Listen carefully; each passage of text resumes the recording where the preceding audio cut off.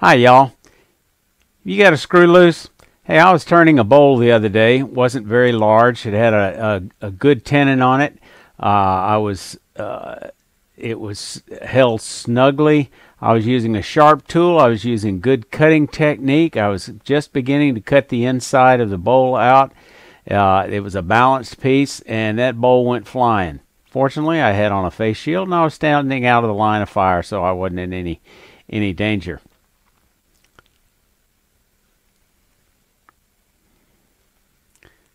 Hi y'all, Mike Peace. Welcome to my shop for another wood turning tip. I'm interested in helping you become a better turner with tools, with tricks, tips, and techniques to help you become a better turner. So when that bowl went flying, I did a little forensics analysis. I slowly turned the chuck, and lo and behold, I found I had a loose screw, and that one jaw was loose enough that it would not properly hold that bowl with a little bit of tension, and it went flying. On a previous occasion, a couple of years ago, I went to change the jaws on a chuck, and my 50 millimeter jaws, and I found a missing screw. It really kind of shocked me that it was missing. It was still held on snugly because the other screw was tight, but so it happens. If you got a story about a missing screw, please leave it in the comments below. Let me tell you what my chuck manufacturer says about tightening up the screws.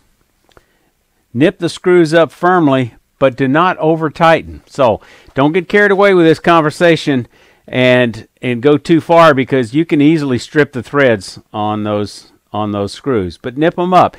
For those of us who are blessed enough to have more than one chuck because we're too lazy to change jaws, sometimes maybe we don't check it as often as we should because we're just using the same chuck over and over. But this could be true of some of y'all that only have one chuck and one set of jaws. So check it periodically.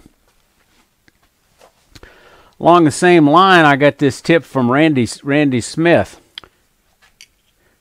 Randy pointed out that on some faceplates, such as this faceplate that came with my 3520, you have these grub screws.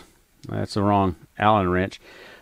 You've got these grub screws. In this case, there's two of them to secure this on the spindle in case you do any reversing or anything. It won't come off. I've never used them. They've never come loose. They've never come off. However, if you're not going to use them, go ahead and take them off, because just like the loose screw on a chuck, this thing could come flying out, and it become a little metal missile. While I'm at it, I marked the size of the screws that I use on my face plates.